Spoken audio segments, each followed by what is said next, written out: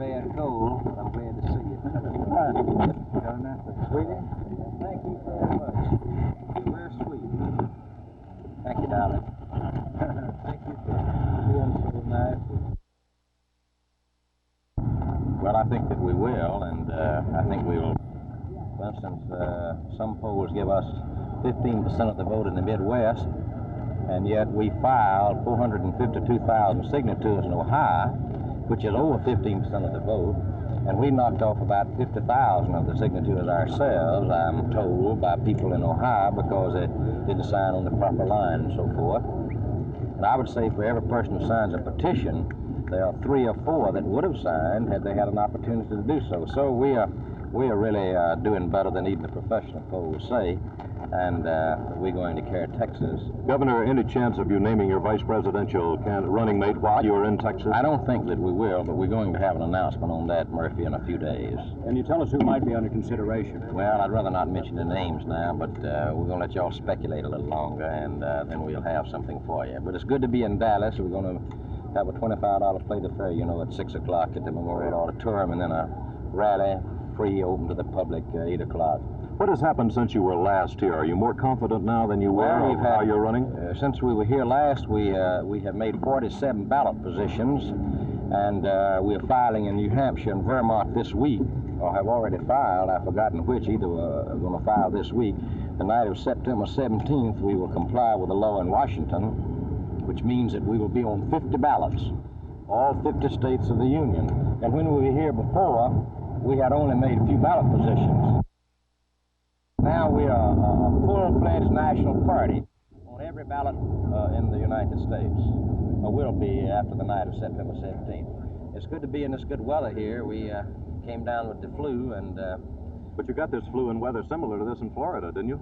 Well, let's don't blame it. We're not blaming it on Florida weather. We went from being hot into an air-conditioned room, and that's what caused it, not the good Florida weather, the good Texas weather. But I'm glad to be in Texas, Murphy, with all you fellas. I'm sorry that we have been a little under the weather, and still am, but we will be in good shape, we hope, tonight. Thank you, Governor. Thank you, Governor. Governor, would you look around this way, please? Thanks, sir. How are you? All right.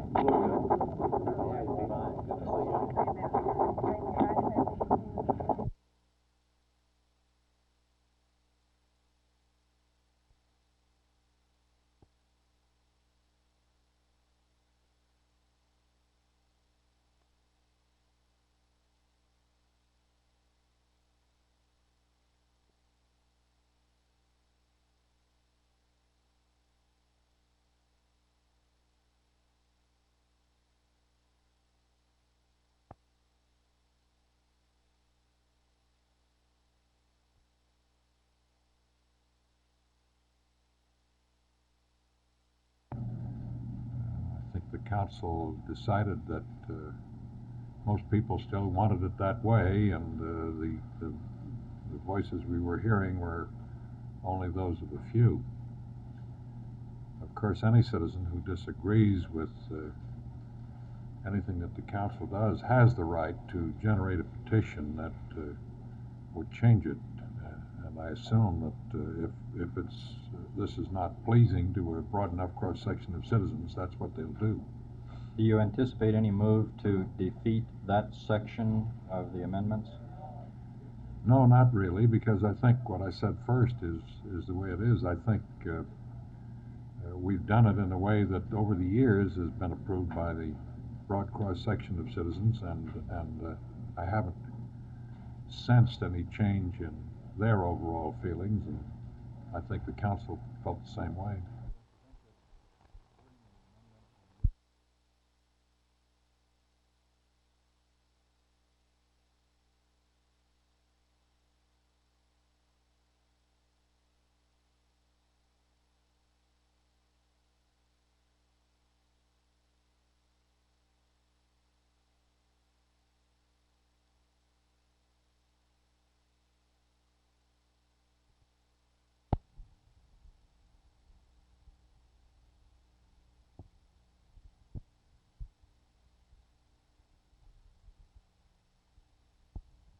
The Republican Party can really talk sweet during an election time like they did in 1952. They made the sweetest states' rights talks. Mr. Eisenhower, Mr. Nixon did. No reflection upon those gentlemen personally. No reflection on Mr. Humphrey personally, Mr. Agnew, and Mr. Muskie. I have a high personal regard for every one of these gentlemen, and I'm not going to deal in personalities and impugn their motives or anything of that sort. I'm talking about their attitudes and philosophy. But they said in speeches in 52, we stand on the solid bedrock of states' rights. And yet after they were elected, they appointed Mr. Warren to the court, and Mr. Nixon presided over his confirmation, and as soon as he got on the court, he took away the right of the people of Texas to determine the policies involving their own public schools. That was a Republican administration that did that, and it was endorsed by Mr. Nixon.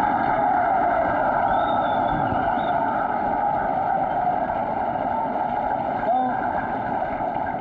it was an administration with Mr. Nixon second in charge that started the destruction of the public school systems in Texas and Dallas and throughout the country. Now, in 1966, Mr. Nixon was in Birmingham, and he was asked the question, do you support President Lyndon Johnson's 64 and 65 acts that had been used to cut off funds or threaten to cut off tax funds that you paid to Washington that then they threatened you with not letting you have your own money back? He said, absolutely yes, I'm for those acts. But in Miami the other day, they told the Southern delegations, we're not going to ram anything else down your throats. That's what the Republicans told the Southern delegations. And they are correct when they say they're not going to ram anything down our throats. Because Mr. Nixon and the Republicans and the Democrats have already rammed everything down our throats there is to ram. There's nothing left to ram down our throats.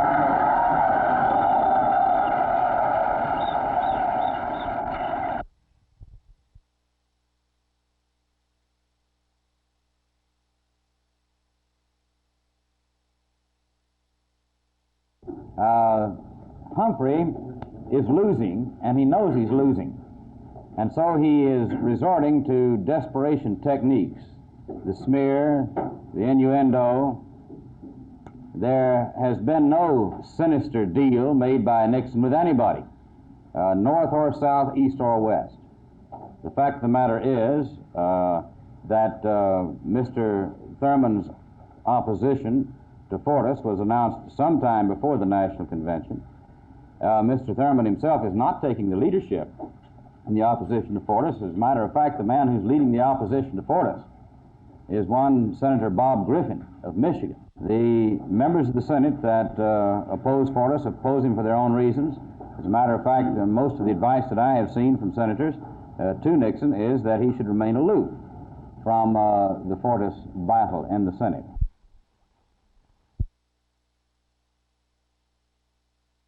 I think the best way to illustrate that is to talk about the present plan for America's first landing on the moon. The plan right now is to spend from 1 to 4 Earth days on the moon. And you have to launch the flight at a time when the moon is available. I've got a little 17-month-old at home, and I think that she'll probably be going off on weekends to the moon. But she's going to have to plan her trip very precisely. And if they miss their launch date, you know, she'll have to wait a month till the moon comes back around again to where we can find it.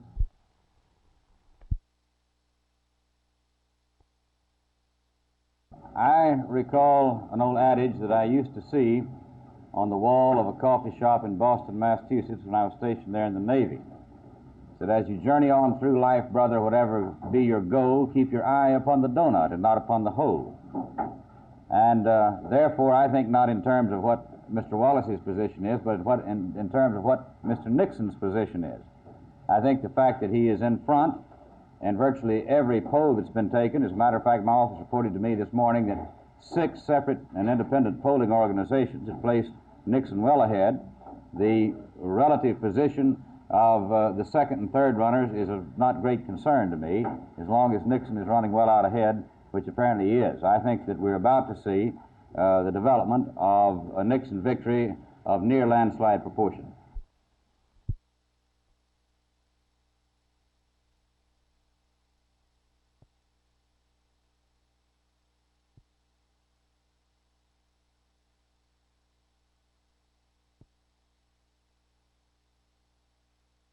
I recommended that the Republican platform, our state platform this year, come out just four square for law and order, that there's just no excuse for crime. Were there any other recommendations made in your report? Yes, I made recommendations pursuant to our task force on education aimed toward breaking the illiteracy cycle in Texas and for on-the-job training for adult school dropouts.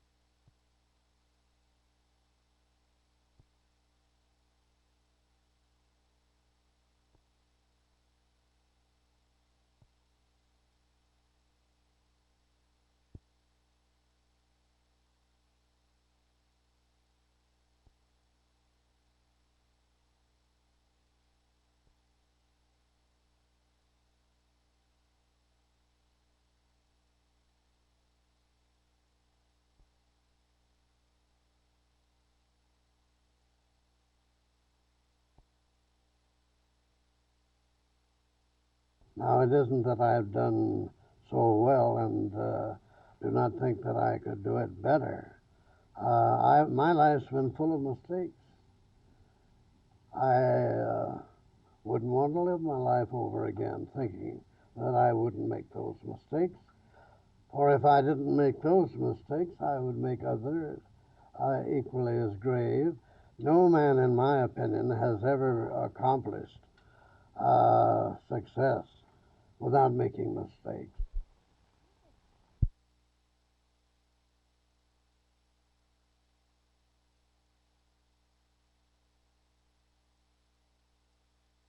What we've done in the case of the spacecraft is we've modified almost every system in the spacecraft. We have literally fireproofed every element of the spacecraft.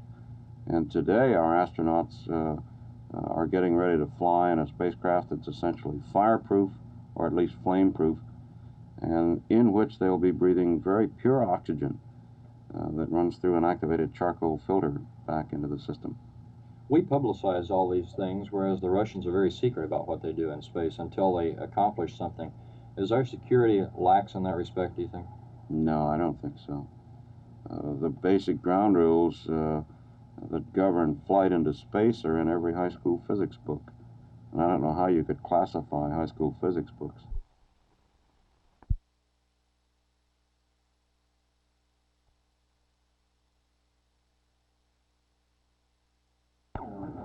Well, I've long been a strong supporter of continued progress in the field of space exploration.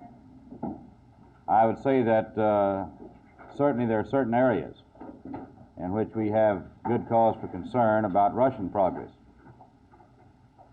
My primary concern is in the field of the application of the knowledge of space, the use of space for military purposes. I think the Russians have probably done more in the way of seeking practical applications of space for military purposes than we have.